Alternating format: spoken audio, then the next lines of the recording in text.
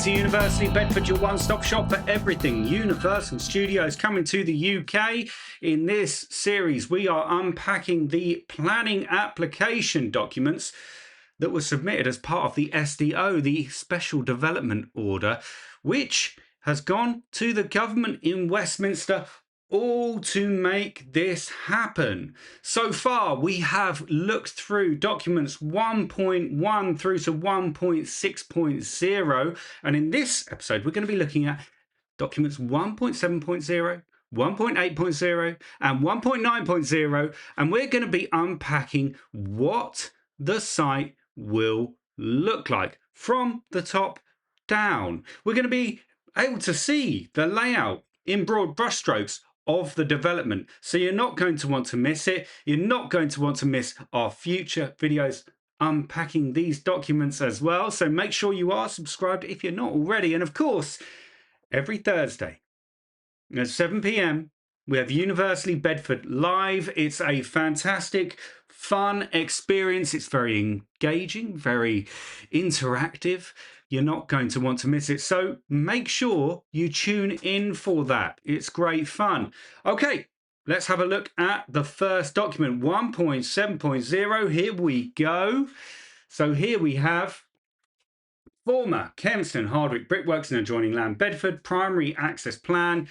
Report reference 1.7.0. Okay, so here we have a top down of the site. Now you can kind of make out, I think, the red lines there, which make out where the site is. And you can see that it even extends down here onto the A421. Yeah, you see that? Okay, all right. Now let's zoom out. So what we've got here, we've got the broad brushstrokes of the site, and we have some of these asterisks of different colors. So the red ones are primary roadway access point from existing road network. So this is how traffic's going to get onto the site from roads that already exist. Okay, so we've got here two on the old A421. One of them just at the top here of Broadmean Road. We've got one down here on Manor Road, and we've got one all the way up here on the road that goes up. I think that's Ampthill Road, goes up towards the Interchange Retail Park up here. Now, we also have a purple asterisk, which is denoted as primary roadway access point from existing road network or secondary roadway access point from proposed road network, depending on which Manor Road level crossing proposal is delivered. So this is contingent on what happens with the Manor Road level crossing. At the moment, there's plans to change that level crossing into a bridge. That makes a lot of sense, but Universal are hedging their bets. They're not going to, put all of their eggs in one basket. They're going to let East West Rail work out what they're doing, and they're not going to be held back by it. But up here, this is kind of opposite the gates of the old brickworks. So it might be going into the brickworks. That might be access in that way, but it might also be access into the core zone from Manor Road there. Now, that's 1.7.0. Let's scoot now to 1.8.0, which is our zonal plan. Now, this is one of the most exciting and interesting documents in the pack, because this actually tells us what's going to be where.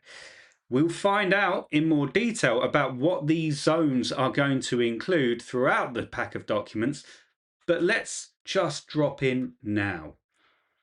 Okay, so we have 4 different zones. Let's start with the gateway zone. So here in blue, we have the West Gateway Zone. We've seen some activity over here recently. This is where the A421 slip road is going to be. And of course, it includes the A421 as well. Now you can see here, if we zoom in, a little patch of land which kind of sits between the existing warehouses that are on the A421.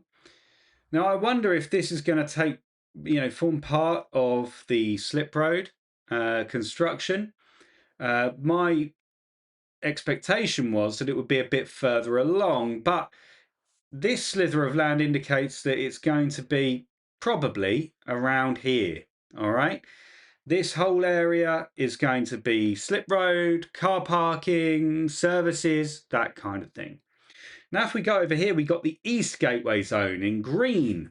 This is going to include the Wixams railway station development, which of course has been just recently bumped from a two-platform to a four-platform station. And that includes all of Manor Road as well, including here, where we have the level crossing development.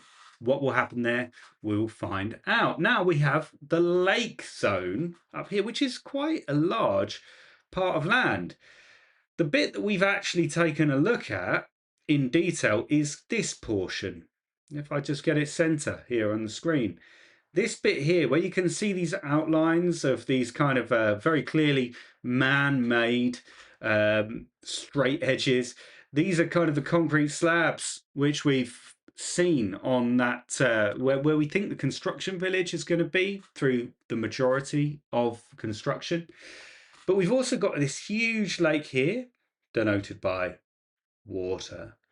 And if we go a little bit further up, we've got a pond, we've got a few more lakes up here, or ponds as they're called, and quite a large space here, a large patch of ground. So we're going to find out what their plans are for the lake zone in future episodes. Now let's scoot down to what is called the core zone. Now this here, this pink area, this is where we're going to see some of the most exciting bits. We're going to see the City Walk-like development down here, the hotel sort of around here, and this area here is going to be our theme park all the way up to the border of Manor Road up here. So quite a big area there for them to be developing. Now, we did discover that the minimum acreage for the theme park was something around 85 to 90 acres. I'll be very surprised if it's not a little bit larger than that. 85 to 90 acres is a little on the small side, but still plenty of space if done right. And I do believe that this will be done right. Now, we do have this kind of hatched area, which is excluded from the site boundary. Now, this is Randall's Farm Education Centre.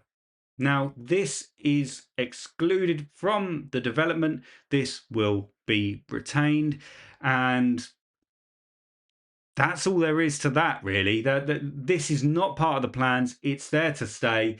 So if you are local and reliant on that particular facility, you needn't worry. But these are the 4 zones that we're going to see constantly referred to throughout these documents. So lock that in your brain. We're going to be coming back to this.